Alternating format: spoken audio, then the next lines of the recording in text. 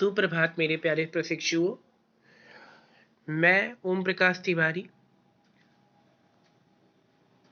प्रवक्ता Radhika institute of teachers training से आज मैं आपको भारतीय समाज के परिप्रेक्ष्य में लिंग की भूमिका के बारे में बताने वाला हूं। तो प्रशिक्षुओं, एक्सप्लेनेशन करने से पहले बस इतना कहना चाहूँगा कि आप मेरी वीडियो को लाइक, सब्सक्राइब एंड शेयर जरूर कर दें। आइए अब जानते हैं कि आखिर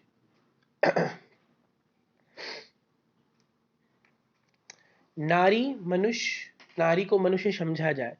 ये मैं इसलिए बोल रहा हूँ कि आखिर भारतीय समाज में नारी की जो भूमिका है उसको मैं बताना चाहता हूँ। तो प्रशिक्षुओं, सबसे जो भूमिका है वो ये है कि वो ये है कि बहुत सी नारीवादियों में महिलाओं की जो समानता एवं उनके अधिकारों के लिए जो आवाज उठाई है, भारत में लिंग की भूमिका पर विचार पश्चिमी सभ्यता की तुलना में पिछड़ा हुआ जाता है। भारतीय समाज में प्रतिदिन की भूमिका धर्म संस्कृति से ग्रसित है एवं इसके दमनकारी परंपरा के लिए तैयार करता है। भारत में महिलाओं की जो उत्पीड़न की विभिन्न कारक हैं वो भौगोलिक, शैक्षिक, आर्थिक, सामाजिक एवं धार्मिक रूप से प्रमुख है। भारतीय महिलाएं आमतौर पर सामाजिक स्तर में कमी से प्रभावित या ग्रसित हैं और उसकी तुलना में हम कम सामाजिक प्रतिष्ठा और कभी-कभी नकारात्मक व्यवहार को भी उत्पन्न करती हैं। परंतु दूसरी ओर महिलाओं के भारतीय समाज एवं कानून उन्हें विभिन्न प्रकार के समारोह में पुरुषों के साथ अधिकार एवं प्रतिष्ठा प्रदान करते हैं। देखा जाए तो प्रशिक्षुओं, मैं ये कहना चाहता हूँ कि हमारे भारतीय समाज में महिलाओं को पुरुषों की अपेक्षा कम ही नापा जाता है, लेकिन कहीं कहीं पे कुछ जगहों पे महिलाओं को पुरुषों के समान ही अधिकार है। भौगोलिक, शैक्षिक एवं सामाजिक, धार्मिक रूप से महिलाओं को बहुत ही उत्पीड़न किया जाता है। आमतौर पर उन्हें सामाजिक स्तर में कम ही आंका जाता है। अब आइए इसके पहले टॉपिक की बात करते हैं। स्त्री एक पोषक तत्व के रूप में। स्त्री एक पोषक तत्व के रूप में, तो ध्यान से देखिए, स्त्री एक पोषक तत्व के रूप में स्त्री के जीवन का एकमात्र उद्देश्य अपने पति और बच्चों के लिए अपने जीवन को समर्पित करना। भारतीय समाज एक पुरुष प्रधान समाज है जो अभी भी सीमित सोच ही रखता है। महिला जो कि घर में एक माँ, एक बहन, बेटी, पत्नी के रूप में रहती है तथा उसका कार्य घरेलू कामकाज करना, भोजन बनाना, बच्चों की देखभाल करना, घरेलू समस्त जिम्मेदारियों का निर्वहन करना। इसके बावजूद भारतीय समाज में उसके कार्यों का कोई मूल्य नहीं होता। परिवार में पत्नियों की भूमिका पति के प्रति संपूर्ण होती है। वो हमेशा पति की अपेक्षा एवं आवश्यकताओं के प्रति सजग रहती है और शिक्षा एवं समाज में महिलाओं अपनी अधिकारों के प्रति आंदोलन में आधुनिक महिलाओं की आवश्यकताओं की तरफ ही ध्यान दिया, जिसके कारण उसकी स्थिति सुधरती नजर आ रही है। अब बात करते हैं प्रशिक्षुओं कि दूसरा आखिर क्या है। दूसरा टॉपिक है कार्यकारी महिलाएं। तो कार्यकारी महिलाओं के बारे में आइए जानते हैं कि आखिर क्या है। कार्यकारी महिलाएं अक्सर पुरुषों के साथ स्त्रियां भी कंधे से कंधा मिलाकर कार्य कर रही हैं, परंतु भारतीय दृष्टिकोण में आज भी उन्हें बाहर कार्य करने की पूर्ण स्वतंत्रता प्राप्त नहीं है या नहीं प्रदान करता है। ग्रामीण क्षेत्रों में हम अक्सर महिलाओं को कृषि कार्य में संलग्न रहते हुए देखते हैं, परंतु उन्हें खेती का जो उपकरण है उसका प्रयोग करते हुए नहीं देखते हैं, या महिलाओं को काम करने का समय पुरुषों की अपेक्षा अधिक रहता है। वो कृषि कार्य के साथ साथ असीमित कार्यों में भी करती हैं। आधुनिक समय में समस्त क्षेत्रों में कार्य करने के लिए आगे बढ़ रहे हैं और स्वतंत्र रूप से आए हुए एवं खुशहाल जिंदगी जीने की तरफ अग्रसर है। आइए अब तीसरे टॉपिक के बारे में चलते हैं कि महिलाएं पुरुषों की तुलना में अल्प शिक्षित। मतलब महिलाएं पुरुषों की तुलना में अल्प शिक्षित क्यों है, इसके बारे में आइए जान लेते हैं। महिलाएं पुरुषों की तुलना में अल्प शिक्षित। घर में पुरुष सदस्य महिला सदस्यों की अपेक्षा शिक्षा प्राप्त करने के लिए अधिक उत्सुक रहते हैं।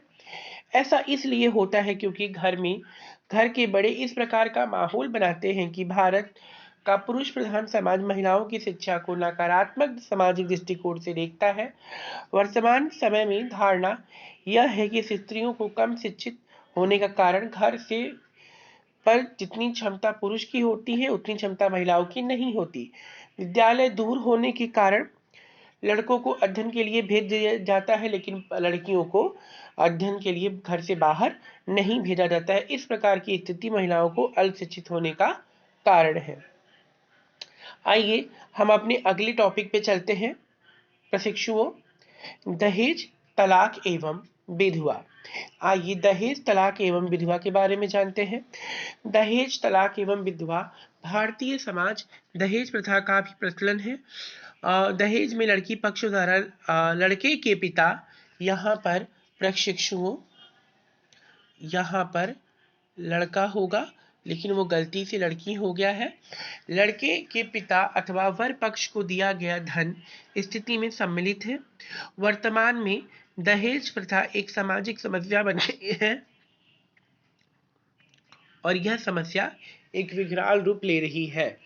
जब वर पक्ष, यहाँ वर्ग नहीं होगा प्रशिक्षुओं, यहाँ वर होगा, तो जब वर पक्ष द्वारा अधिक मांग की जाए और वधु पक्ष द्वारा अनावश्यक रूप से वर पक्ष को दहेज नहीं मिलता है, तो दहेज उत्पीड़न में पुरुष को फंसाना कभी कभी हिंसा एवं मौत का भी रूप ले लेती है। भारतीय समाज में तलाक समस्या बढ़ रही है। परंपरागत विवाह में मुख्य भूमिका उसके माता पिता की होती है, परंतु आज वैवाहिक संबंध युवक एवं युवतियों अपने निर्णय से निर्धारित होता है। परंपरागत समाज में देखा जाए तो अधिक समाज की उपेक्षा, तलाक की समस्या कम थी, परंतु वर्तमान में यौन संबंधों की संतुष्टि, सदस्यों की स्वार्थ